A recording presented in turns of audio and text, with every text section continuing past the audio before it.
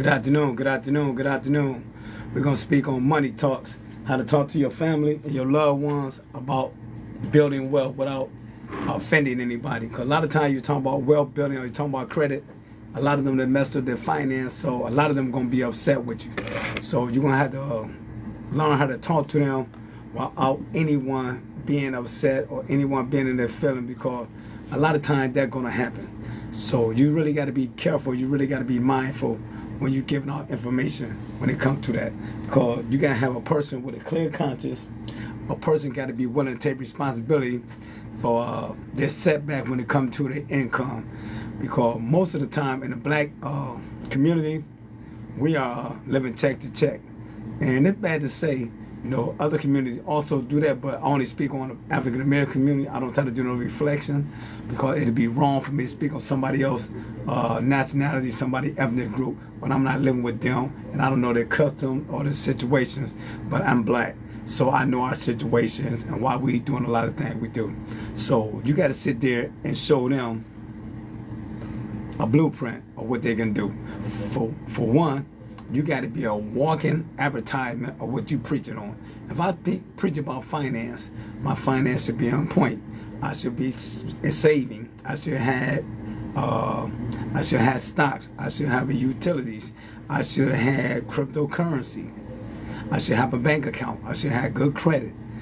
So I can't talk to a person about certain stuff if I'm not living that lifestyle. So I try to live the lifestyle and talk the lifestyle that I'm doing. If not, you're a fraud. And I don't try to be a fraud, because at the end of the day, you can fool yourself, but you can't fool the world. Also, it's 10 people here right now. Is a follow. Can everybody please tap the screen and follow the host and follow the people that's on the wall? And I tell people, once your kids are born, your kid gonna be a product of you. If you're a good investor, you're a good saver, you're a good money manager, you putting up money up for a nest egg, and they see you doing that, you strive to do that instead of just buying stuff on a whim, being an emotional shopper and buyer, they're going to also do that. You got to teach them that discipline from birth. So when they start getting 18, 19, 20 years old, they're going to realize the power of money, that they got to use money as a tool to build and build to build. You can't use it as a broken tool. We're going to be broke and you're going to be going backwards. Your house is going to fall down. You're going to have some kind of foundation. The foundation starts with them at birth. And I also tell people, if you don't know a lot about the stock market, go to YouTube. Go to YouTube. I hear people, well, I don't know a lot about the stock market. Well, you don't know a lot about a lot of other shit that you Google. You want to gossip about. So if you know money around the world, you need to get out there and get your ass some damn money. Don't play the game. Don't be a fool. Get you some money. It's a lot of money out there. And one thing about the stock market, it's not racist. It's not prejudiced. It's not a bigot. It don't look at color. It look at dark green and light green. So there's no excuse for our children to be in the same situation that we was in. I'm not saying that everybody on here or everybody in life went through financial struggles. Not saying everybody in their family didn't support them and help them out, but a lot of people been struggling since birth. They came in the world in a bad situation. They came in the world with a family member, a mother or father, or a single parent household that's financially illiterate. And then there's ways on. They see mama taking her food stamps, selling them. They see mother buying clothes, or she sold the food stamp. They see mom or dad not working, father not paying the child support, father not being responsible, father don't have a car, father don't have no clothes, father don't have no home unless he move in with a woman. So these young boys and girls are seeing this. So you got to break the generational curve when it comes down to money. Like me, I can talk to my sister Cinnamon and her husband Greg all day long about money, because she's working the banking system, and now she got a real estate company, mortgage company. And Greg also was a stockbroker, and he had a manufacturing company. So these people, I can sit down all day long and actually pick their mind, or we can pick each other's mind. But a lot of people, you can't have these conversations, what you call, now they're going to turn into some jealousy and envy inside your household, even with your friends. And it turn to jealousy and innocence, and they are not doing the thing that you can do. But if they pick up a book, They go to YouTube and YouTube at the educational university instead of using that shit for drama, popular balloon, Real Housewives of Atlanta, bullshit that doesn't matter. They're going to always be in that financial situation. What's up, Larry? And I tell people how I got into the stock market game because of my incarceration. I was making good money on the street. I was living good on the street. But I went to prison, man. I didn't know nothing about stocks. I didn't know nothing about credit. Never had a credit card. I didn't even have a fucking bank account. I was too afraid to put money in a bank account because I'm hustling. So a lot of things I didn't know nothing about. But once I got in there and got around some well-educated people that was in there for embezzling, you know, some of them in there for fraud because some of them were lawyers, attorney. I was in there with the LA Kings hockey team owner who had the great Wayne Gretzky to play for him, Mr. Illich, who owned the Caesar Pizza, used to come and see stuff like that. I'm in there with these guys that's geniuses. So I tapped into their mind. First thing they started talking about the stock market. They started talking about cryptocurrency, some shit that I didn't know anything about. And it was scary. It was unknown. It was uncharted waters. But once I started learning about this shit, I'm like, oh shit, this ain't not a smart man game. This is the disciplined man game. Because you don't have to be smart to invest your money. And here's why. Because once I started learning from there, I'm still in there reading books. I don't have it in real time. I don't make no investment because I'm incarcerated. But once I came home, I said, man, this shit is easier than what people say it is. It was all in our diabolical mind. You look at them charts and you get scared. But once you learn, you're like, oh shit, I should have learned this shit in 3rd grade. That's why they don't teach that in school, because they teach in school when nobody be out here working as slaves.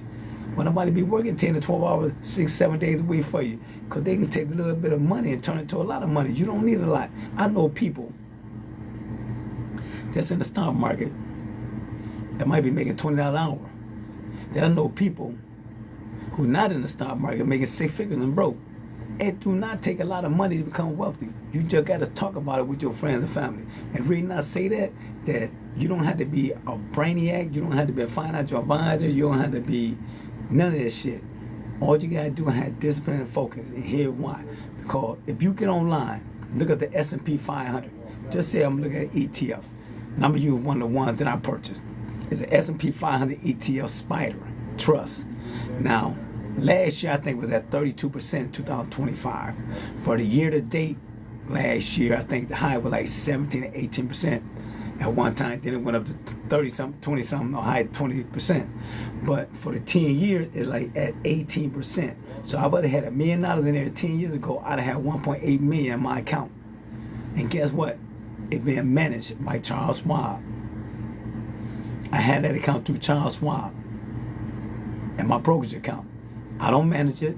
They manage it for me. They watch it.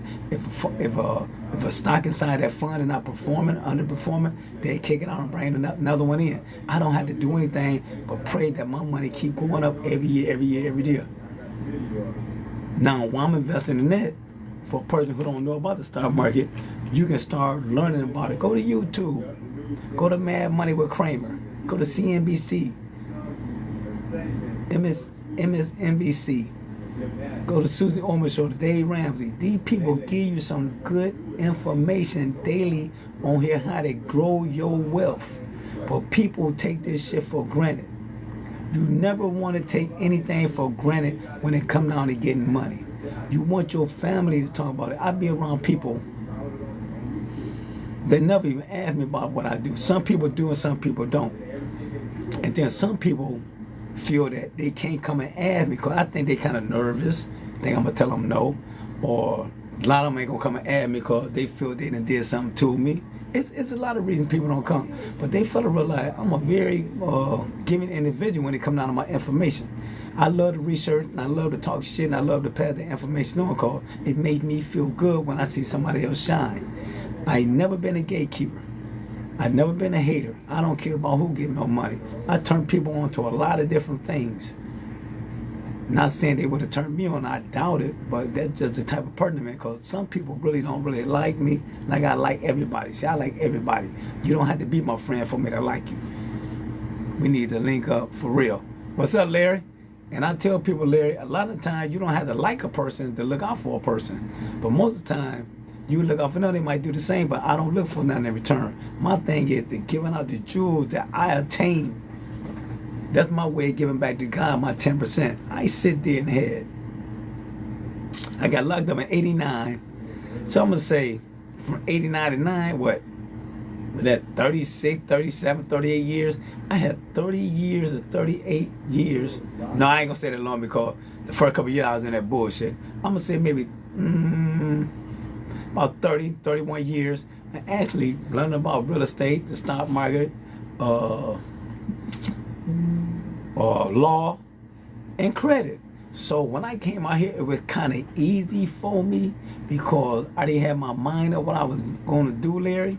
And I'm always a very, very, very disciplined, focused, driven individual. If I say I'm going to do something, I'm going to do it. Like right now, so I'm going to do a 72-hour fast.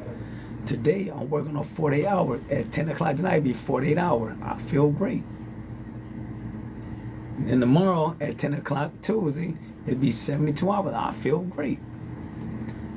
When I first started fasting, I couldn't go 16 hours. Then I worked up to 24. Then I worked up to 48. I worked at 17. I done did a 96-hour fast before. No food intake.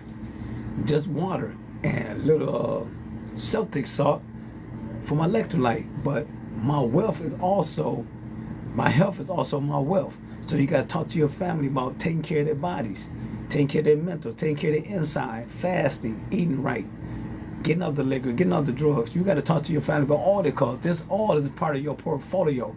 With a multi-invest, all this shit is a part of your portfolio, not just money. Your portfolio is everything. It's your body, it's your mind, it's your education.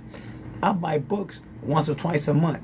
I go to the library. I haven't been going lately, but I have been there 2 or 3 times since winter. But usually in the summertime, I would go there every Wednesday and see what books they have on sale. They have sales on books. So I have over 1,000 books in my catalog right now. Could you picture if I could sell each one of the books for $5, $5,000, $6,000? Then I just haven't books, but I have more because some books worth more. But I'm just saying if I just sold them at $1 like I got at the library. So I kind of keep getting these books. Some I read and some I might never read, but I still have the information there if I need it. So you got to pad infinite. What's up? Go DJ, Unstoppable. What's up, family? And you got to tell people, you got to pad that jewel on. If you don't have money, get some money. Get them these tangible assets. Teach them about money. Because everybody in America, I don't care who you is. I don't care about your walk of life. I don't care if you're born in the suburb, you're born in the work projects in America. Your ad got some kind of income coming in. I don't care if it's a disability check. I don't care if it's a check for SSI. You got some sort of money coming in. And that little money can turn into a lot of money. You can sit there and start investing at 21 years old. And y'all can look this up. If I start investing at 21 years old up to age 65, I have about 10 million. If you start investing at the age of 30 and can save $500 a month, invest $500 a month in an S&P 500 index fund, ETF or mutual fund, you'll be a millionaire. If you're going to invest all the way up to 50 to what?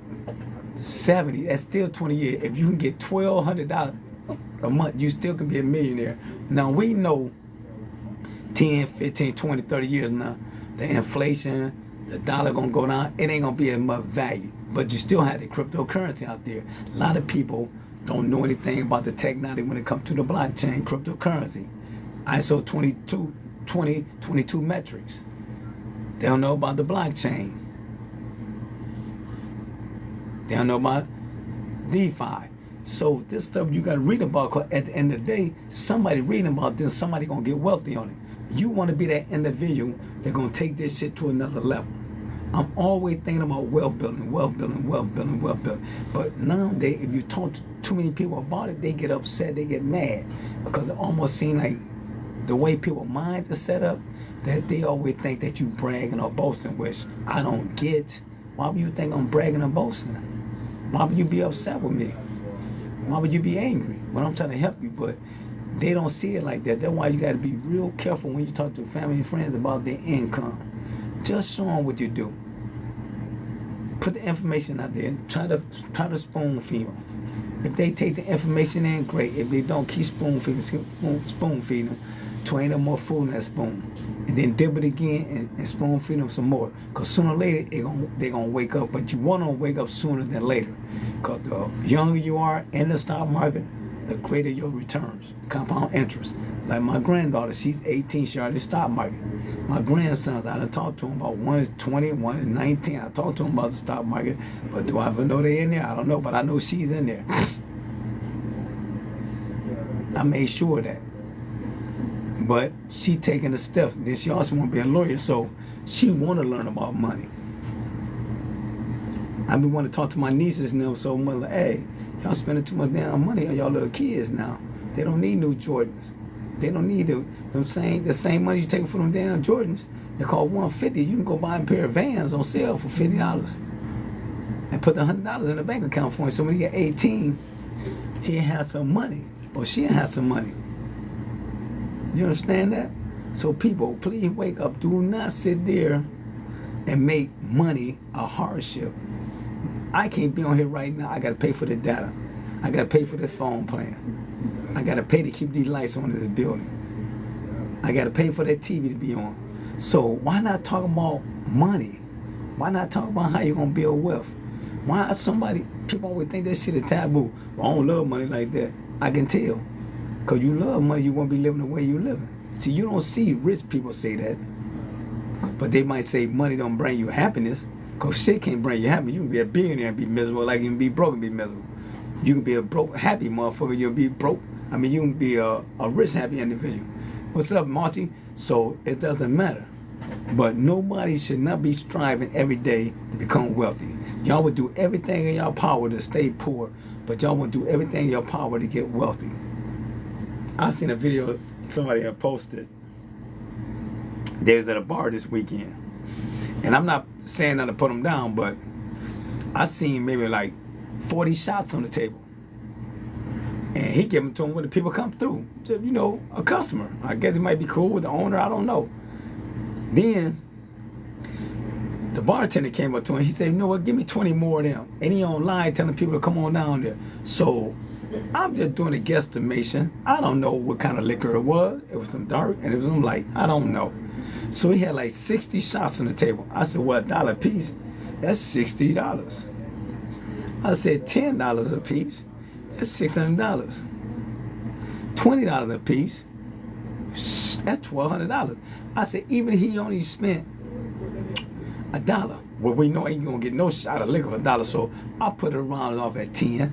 So you done spend $600+ in the bar just to get the people coming in, which is cool if you can afford to do that. But if you hustling to do that, you throwing rocks at the penitentiary to do that, you're a damn fool. And if you doing that and can't get no return on your investment by giving them that liquor, you're the fool. See, if I'd have did that, I'd have wrote that on a tax write-off like I had a business meal. I'd have got a receipt from that young lady. I'd have had that shit in my record, and it'd have been a business meal. Because I'm out at a bar restaurant. I'm always trying to get my money back. See, we got to sit down and tell these guys, hey, man, hey, fam, hey, nephew, you getting a lot of money out here. But don't waste $700, $800 on a damn liquor trying to impress people on the video. Because one day that money might dry up. Because I've been on the streets. I've been out there hustling. I've been incarcerated. Money would disappear. Money would dry up. Lawyer fee, people stealing your money. People owe you when you get incarcerated. They ain't going to fucking pay you. So you just can count that shit off. It might be son that be lawyer, I'm not going to pay you. But 85% of people you run across, you get locked up, they owe you a couple $100,000. You ain't getting that money, fam. They'll deal with you after you do that 25 years. By the time you get out there 25 years, you ain't even think about this shit. You might say something to them, but you know in your mind you ain't getting it. Money would dry up real quick. Multi-invest. Money dries up so fast. And this is the thing about the black community. Once you become a certain age, certain shit shouldn't even matter no more unless you truly can afford it. You shouldn't be buying high-priced cars. They call you $1,200 or $1,300 a month, and you only making $4,000 or $5,000 a month before taxes. You shouldn't be taking these trips on credit cards. You shouldn't be buying clothes from Shein and Temu on credit cards. You shouldn't be going to sporting events on credit cards. You shouldn't be on OnlyFans, whatever that shit is. That one shit motherfucker be buying to look at the girl, what do they call that shit? You shouldn't be on that. You shouldn't be buying sex in a bar. Your money got to be at the point at a certain part of your life, that young individual, even you 20, 30, or 40, got to take care of the old individual because you're going to be 60, 70, 80. See, I'll be 61 this year. If God want me to retire right now, I can live on my residual income. I can live on my stock portfolio. And I can live better because a lot of money that I invest, it would be money I'll be using because I'm living a frugal life. I do take 3 or 4 trips a year, but I take them on my income tax. I do go out and eat once a week, but I deserve that. Think about it. I cook all my meals. I plan all my meals. Then when Saturday come, and Sunday I wake up, I go get me a nice meal because I feel that, hey, I should be able to spend $50 on a good meal. I work hard for this. But look how much money I save by packing my lunches every day. Look how much money I save for not drinking. Look how much money I save for not getting high. Look how much money I save for not going out. So a lot of times I do stuff for myself, I feel it's warranted because damn, I put in 60 hours a week or sometimes 70. I deserve to spend something on myself that make me feel good. And it feel good when I can go get catered to with me a hot meal for somewhere in one of the restaurants that I like. And when my income tax come, when they about to come, I'm gonna know exactly what trips I can take. I might take 3 trips on it this year. Or I might get 4, because see, a lot of times I might take a trip. Just say I go to Chicago, that's a trip. Cleveland, Cincinnati, Columbus, Detroit, they all drivable. I can get to Chicago in 3.5 hours. Indianapolis, 2.5 hours. Detroit, 45 minutes. Cleveland, 2 hours. Columbus, 2.5 hours. Cincinnati, 3.5 hours. So I might drive down there for the trip. Then I might get on the plane and go to Atlanta. That's a trip. Then I might go to New Orleans to the French Quarter Fest. That's a trip. But that travel is still kind of cheap. So I can get 3 or 4 vacations in easily. And then another 20% I put up for a rainy day fund. Then another 20% I buy me something that I really want. And then another 20% I put in my emergency fund. So 60% of that money is already put up. The 40 I sit there and travel and have a good time with. And it'll take me for the rest of the year the way I have it played out. So if I had to retire right now, I still can bring in close to $250,000 per year on retirement. I might be wrong, might be a little off, but I can be somewhere around there.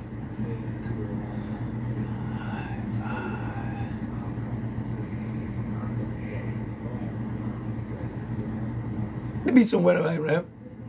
About close to $200K that I can bring in tax free, and then I'll be able to file my Social Security at 62. But I'm not. I'm gonna wait all the way up to 70 because I had an income coming in. So I'm gonna tear them up at 70 because I'm gonna be living here at 70 just as good I am at 60 and 61. But like I tell people, always make sure you make a duty to talk to your family and your friends. Even you're out at the bar, even you're in a barber shop, y'all can have a weekend family meeting. Y'all can go over all the money in the bill. Have the kids go over the money in the bill with you, for they to see what's coming in and what's going out and break it down. They ain't gonna understand it at 4 or 5 years old. By the time they get 8, 9 years old, they gonna understand it. We say, look, mommy made $100. Mommy had it been 75. How much did mommy have left? Mommy had $25 left. Now you say you want a dime baby, it cost $80. Can mommy afford that dime baby, or can mommy get it for 3 or 4 months from now? They gonna say, oh, get it 3 or 4 months now, and they might not have a panic attack falling out on your kitchen floor because you couldn't get something for them right now. Because kids always think parents got money, so you gotta involve your kids in your finances. My children do not call me. My grandchildren, none of them call me for money. Because you know what I'm going to tell them? No. And they know why I'm going to tell them no. Because I put y'all all in a situation for y'all can get some money. My daughters are doing great. My stepdaughter is doing great. My granddaughter in school, but we send her money every month because she's in school. But also, I told her, I don't care how many classes you get, you're going to find your part-time job. Because I don't want you to be a lazy individual when you're going through a stressful moment. No. Work and go to school. They're going to make her a dog. My daughter used to make about $10K in a day, and probably before I went to jail and didn't know about stock. Martin Invest. Hey, look, man. You was on the same level with me. The federal government, see, I was making $250,000 a week. Dude, I didn't have a bank account. Never heard of no damn stock market. If I did, I can't recall. Cause remember, I grew up in the 60s. I got locked up in the 80s. Late 80s, 89. I didn't know anything about credit. Never seen a fucking credit card. Cause I'm going to car lots and buying my cars cash. You know, they weren't reporting it to the feds or nothing. And then, if you want to buy a home, you didn't even have to go in there with W-2 and none of that shit in the 70s and 80s and 90s. If you can show them that you had an income, they knew you had an income, you can pay that mortgage, they give it to you. That's why when the housing crash came, a lot of people got these big ass houses, but they had an income to sustain the house. So a lot of people lost their dwellings. And I got 100% of all my properties on foreclosed that I have. I didn't know anything about real estate. I didn't know anything about any fucking thing. I was just living and living and living and living. And that's unfortunate that I waste a lot of time and a lot of money not knowing the little simple information. And they didn't hide it from us. We always say they hide it from us. We weren't looking for it, and plus we never been introduced to it. But there's a lot of black people in America in the 60s, 70s, 80s, and 90s was in the stock market. In the 2000s, then there's a lot of Americans now that's not. You can look it up. 83% of African Americans is not in the stock market. Now, some people might have a 401k with their job, but most of us not in the stock market because nobody telling us about the stock market. Now, we got 4 people here listening. Can everybody please tap the screen? It's a follow for follow. So follow the 3 people that's on the wall, and also everybody tap the screen for me to make an algorithm go up. Everybody tap, power tap. Get them likes up for me, about 1,000. I appreciate it. Thank you. Multi Invest. Everybody follow Multi Invest. Follow Court. Isadora Pina. Thank you, Multi Invest. Everybody tap that I can be able to read your names also. So if you see people tap, please follow them. Because he got a lot of financial information he can give you also. So, and now I get kind of reluctant and kind of scared to have conversations about my people with money. And also, I'm about to put something on the wall. I want everybody to look it up. I want you to look up Vanguard, excuse me, Vanguard, VOO, Vanguard, VTI, Vanguard, VGT. I'm putting them on the wall. Those are funds that you can look up, and this is not financial advice, but those are some of the funds that I looked up, and that I have in my portfolio, and I made a substantial gain with that. Vanguard, VOO. Vanguard, VTI, Vanguard, VTI, QQQ. These are the ones I want you to look up.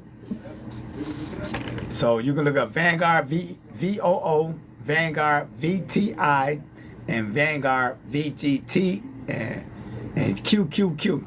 So the Vanguard, VTI, I think it was up like 28% this year. And guess what? You can purchase that monthly once you open up your brokerage account. And guess what?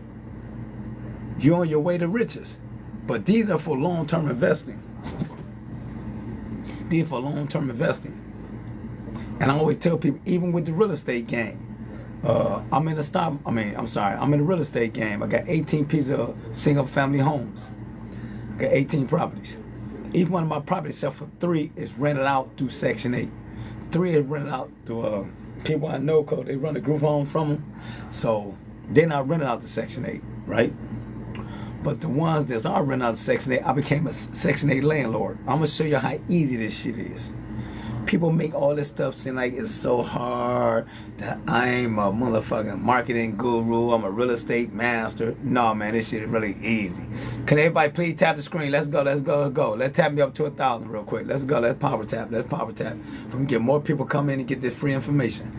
And if you got good credit, and just say you've been making $20, $25, $30 an hour for the last 2 or 3 years, you don't have a bad credit and debt ratio, go to the bank. Get a pre-approval. That pre-approval gonna say, oh, well, you pre-approved for $300K. Now you pre-approved for $300K. You can sit there and get your realtor and find your house for $300K. Just say you use the whole $300K. Now you get the house. You go to Section 8, get the paperwork, fill out, and become a Section 8 landlord. Put it on the Section 8 website. Find somebody who want to rent from you. Charge them Section 8 $2,500. And the people who rent from you in Section 8 got to pay all the utilities. So just say you get $2,500 a month. Within 10 years, that $300,000 house, $300K house, gonna be yours 100%. But the grand thing about it, 10 years from now, because property usually go up 3 to 5% per year. So 10 years from now, that same piece of property gonna be worth an excess of 400 to 500K. We didn't see houses go up to that. Within a couple minutes, I'm looking at Toledo prices. It's decent. Man, Toledo prices is great. See, you just saying decent, Montevideo, because you're not from Toledo. I've been other places. I live in Tennessee. I live in Texas. I lived in California.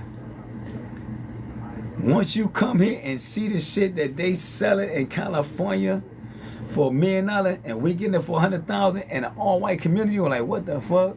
Toledo prices are great. There's no place on the planet like Toledo for it to be a major city. Not Cleveland, not Cincinnati, not Columbus.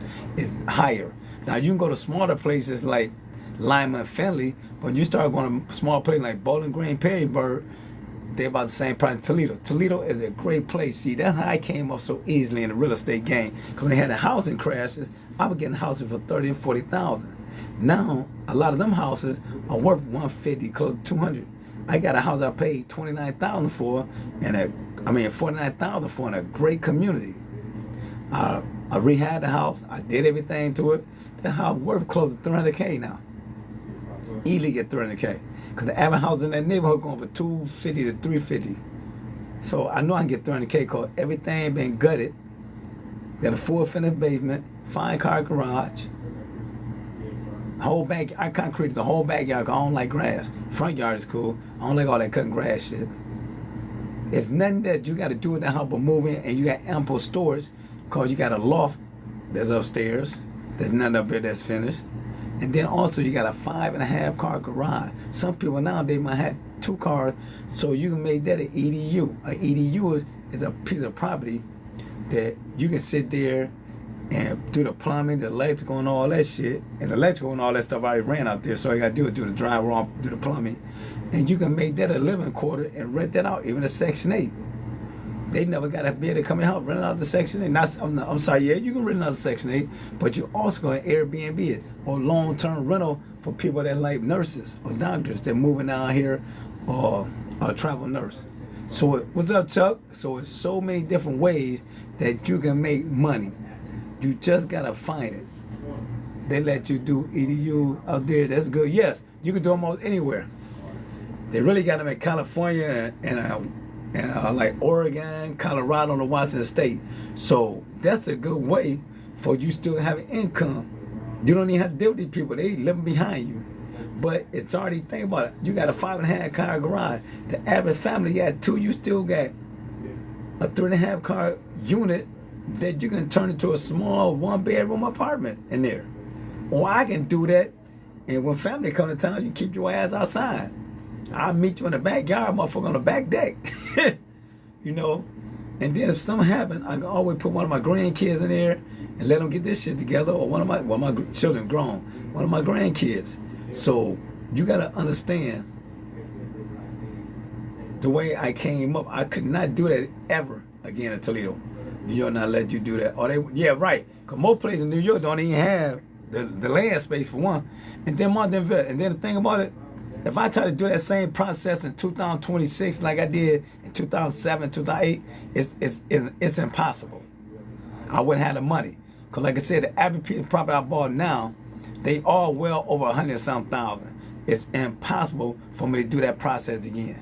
Because just say if I bought all them properties right out, I might only been out $500,000. Now if I sell all them properties right now, all right out, I might get maybe 2.5 to 3 mil for my portfolio, just my real estate. So I would never be able to do that again. It'd be almost impossible. You know, I gotta have a lot of money coming in. A lot. And it's gonna be hard, cause once I start renting them out, I made a lot of that money back so fast within a year or two. A lot of them probably paid off. If I paid 40,000 for it and you rented out the 1,500, shit, that mother paid off in 3 years, 2 years. Well, would I ever sell? No. No. No. Like I know people who do all that flipping shit. It never been for me because I look at it like this. One of you flipping and you only flipped 2 or 3 properties this year, right? And I'm not saying they can't flip more. Just say you flip 2 or 3 properties this year and make 40. Okay, so you made 120,000. But if I buy two pieces of property this year and I rent them off for $1,500, that'd be 30K I'd have made. But if I hold on to them for 10, I'd have made 300,000 off the 2 pieces of property that's mine 100%, and I still own a property that appreciated for me.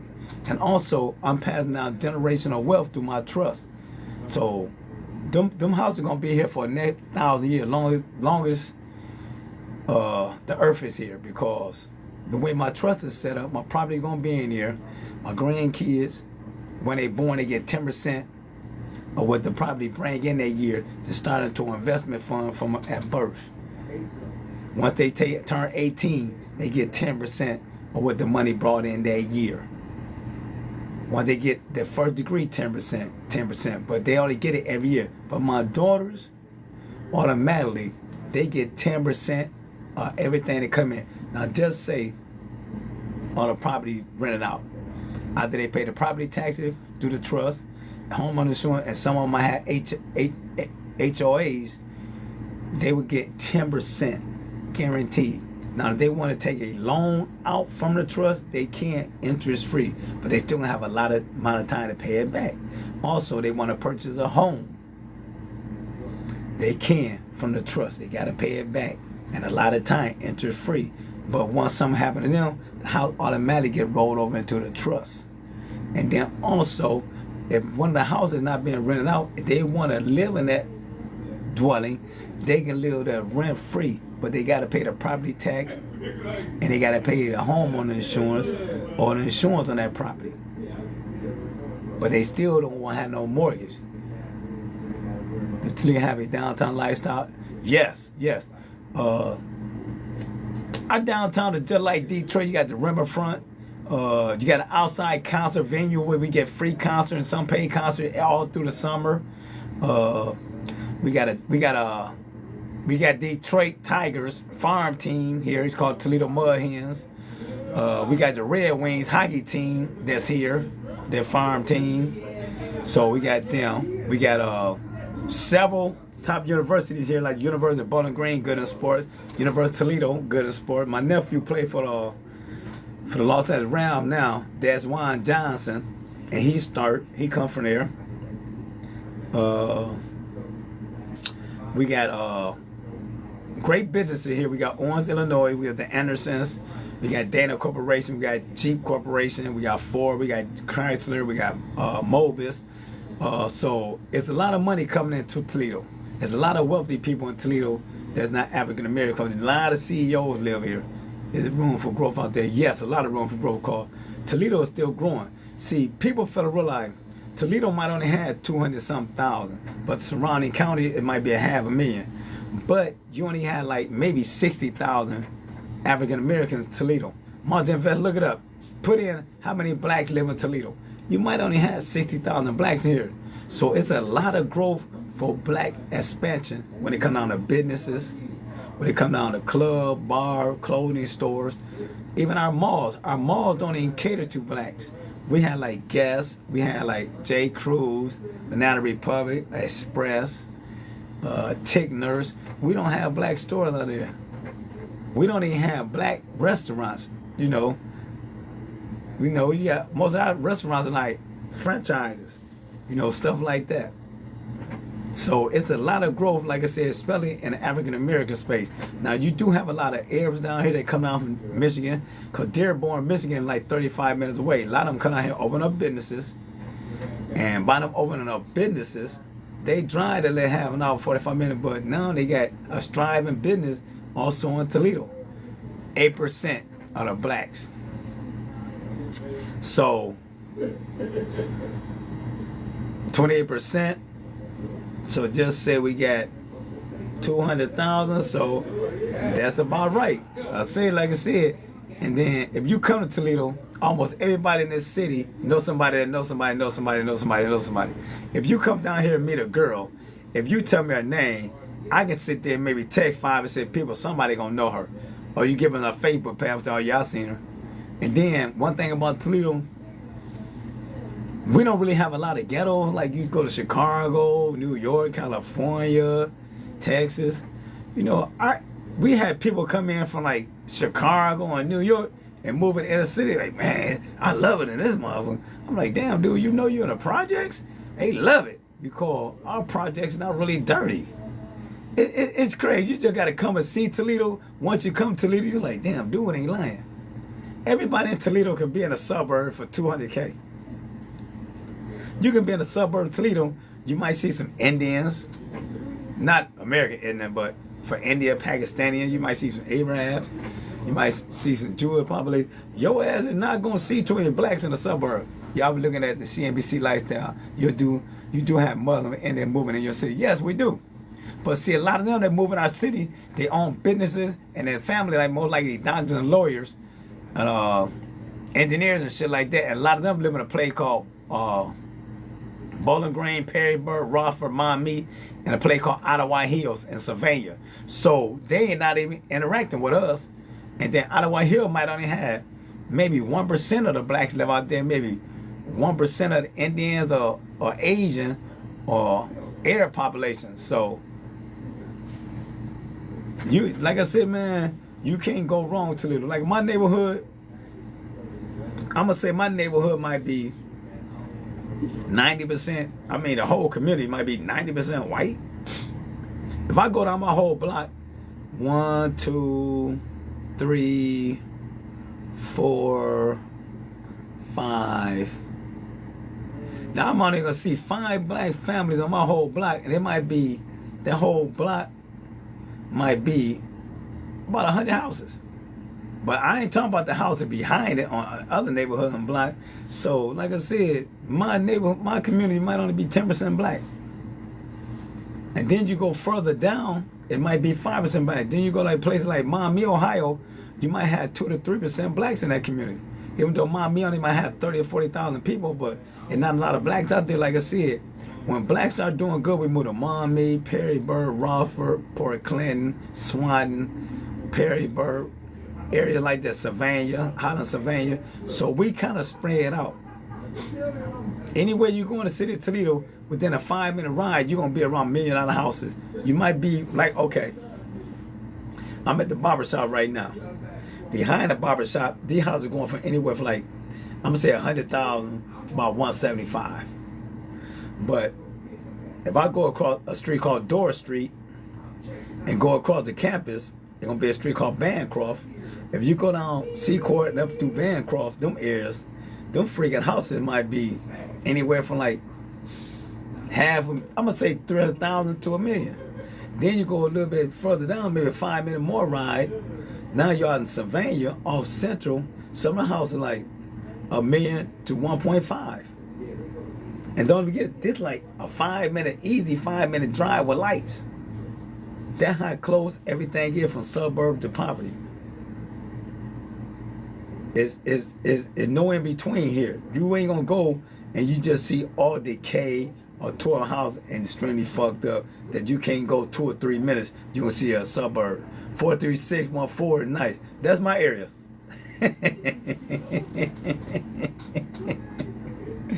Hey, that's the area I live in. They call it the Heather Downs area. Look at anything on Heather Downs, Glendale, Highland, Sylvania, Maumee, shit like that. Yeah, I live in a 43614 area. Tell you, look through there. Look through there. You can have houses anywhere from like 150 all the way up to $500,000, sometimes $1 million. Glendale is beautiful, but look up the streets and some of the areas on Glendale, like down by I can't even tell you what some of the names of the streets, but just look up in the Glendale area and put in homes. What's up, Brother Hall? and you put in some of them home, bro, you be shocked. This how beautiful the Glendale area is. You got the University of Toledo Medical College. You got a fire department there. You got a police department in that community. You got a bank in that community. You have a Walmart in that community. You have great restaurants in that area. You have a Metro Park that's beautiful in the area. Yeah, River Road. See, I live 2 minutes away from River Road by the water. 2 minutes. I can get to River Road in 10 minutes on my bike. Driving the car, I'm going to say 2 to 5 minutes. I can get there if I don't have to get stopped by light. River Road is beautiful, bro. I'm literally can sit there. It may be less than 2 miles away from. If I run, it might take me 2 mile run. I can get there in less than 5 minutes in a car. Beautiful on River Road. Beautiful, beautiful.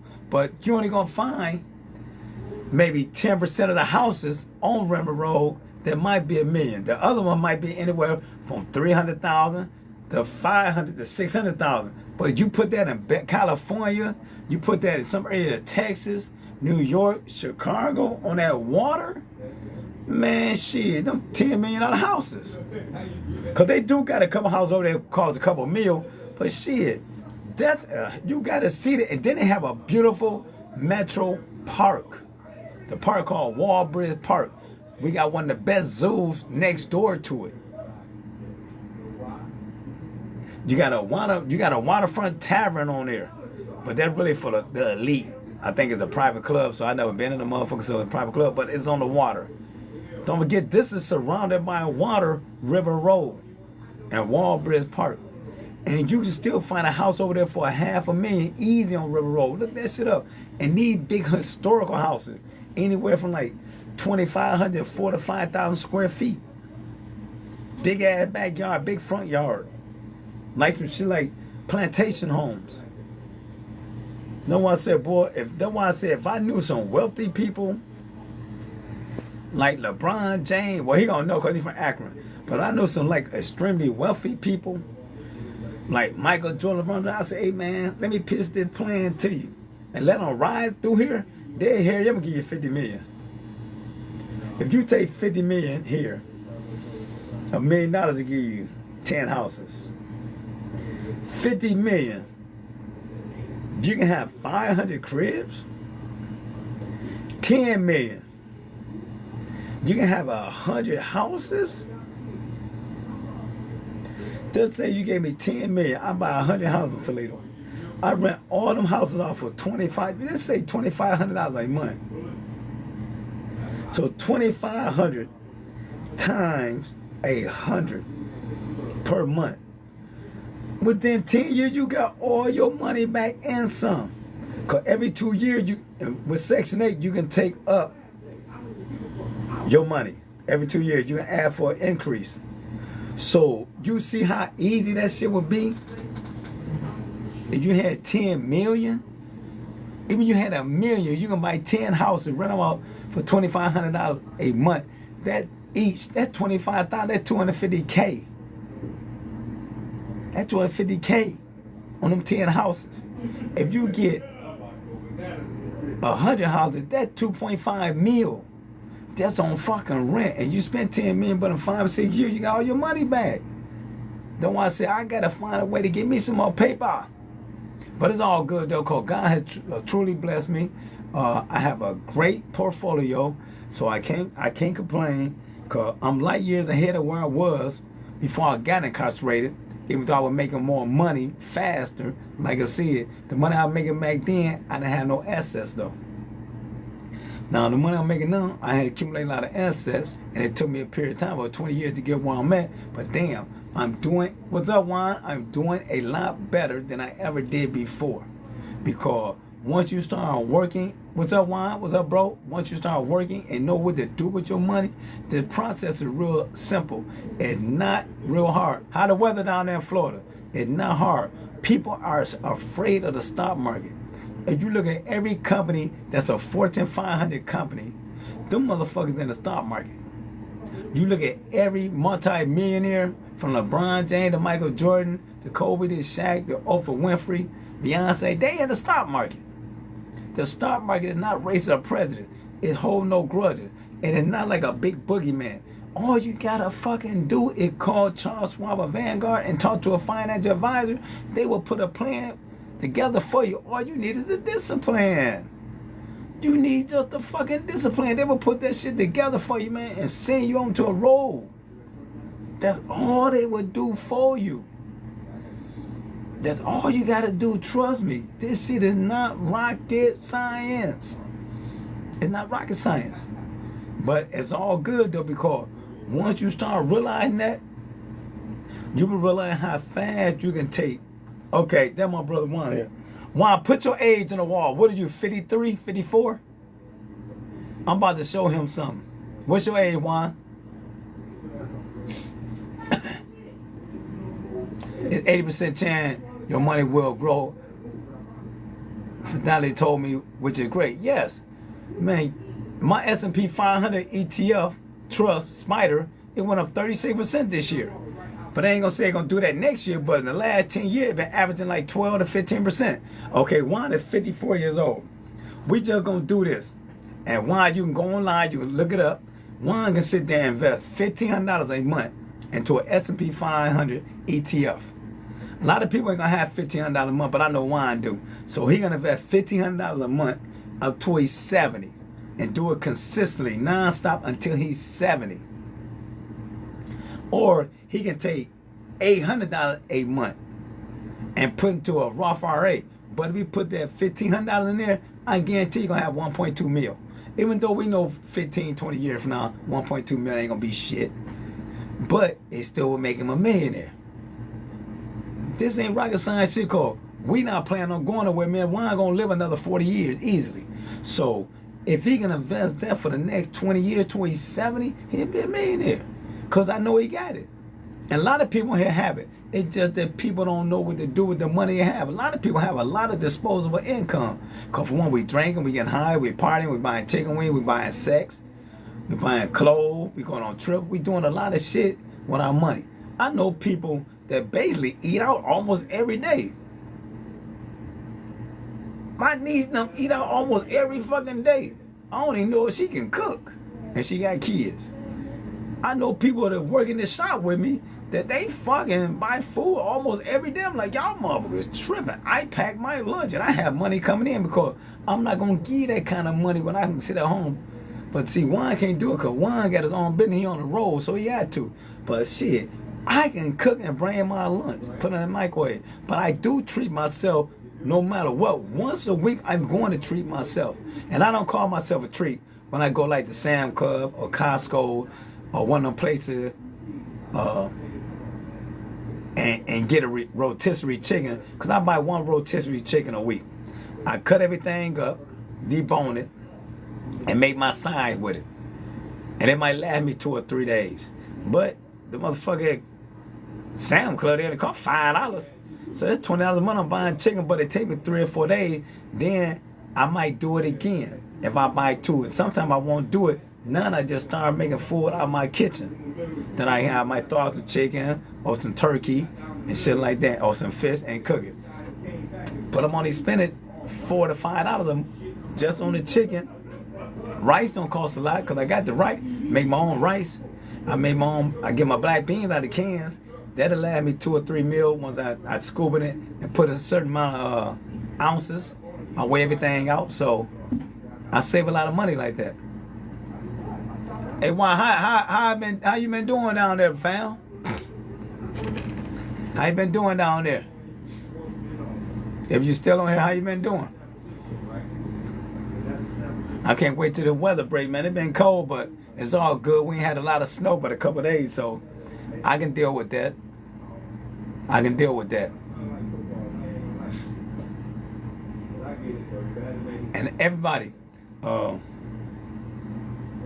what I need everybody to do when y'all get off this live, call Charles Schwab, Vanguard, Fidelity, BlackRock. Call any financial institution that you might feel comfortable with. If you have a job, go to your human resource department. Walk in and say, hey, what fund are y'all using? Who are y'all investing our money through? What brokerage company? It might be a Vanguard account. If you have a Vanguard account, call them. You already have money there. Tell them you want to be in an S&P 500 ETF, index fund, or mutual fund. I'm 40 years old. I want to be a millionaire by the time I'm 65. I guarantee they already have a fund set up for you where you can smash that freaking goal. You can smash it. You just got to take the time and get involved and have discipline for the next 20 years of your life. If you're not planning on going nowhere, you should be cool. I'm not planning on going nowhere. Cause whoever gonna be here 40 years from now, my granddaughter will be 58. My grandson will be 60. My other grandson will be 59. They're gonna be happy as fuck. Cause I'm going to and be investing all the way up to I leave this earth. So when I leave this earth, I'm gonna be 101. And they're gonna have money come. They're gonna be happy as hell. And their grandkids, their kids, and their grandkids gonna be happy. So that's how you gotta look at it. We gotta make sure that we set the next generation up. Even ChatGPT can give you advice. Yeah, go to ChatGPT. That's the best place to go to, cause it ain't gonna sit there and try to sell you nothing. They're gonna tell you the right shit. I go there all the time. They're gonna tell you. And most likely gonna be right, cause once I look it up myself, I'm like, damn, that's some good ass advice. So you can sit there and go there. But I just love speaking on money. Cause I know without money, without the resources out here, I would be totally fucked up. Now, I've been making decent money, but if I wouldn't have gotten a stock market, I wouldn't have myself in this situation. Cause a lot of money I would maybe been spending. I wouldn't have been getting compound interest. The money wouldn't have been growing for me. Cause I've been in the stock market since 2007. So I'm going on 20 years. So the money wouldn't have been growing for the last 20 years. So I've been blessed that the money been growing for the last 20 years, even though I wasn't making a real big monthly contribution at first when I first started, because I was still finding my way.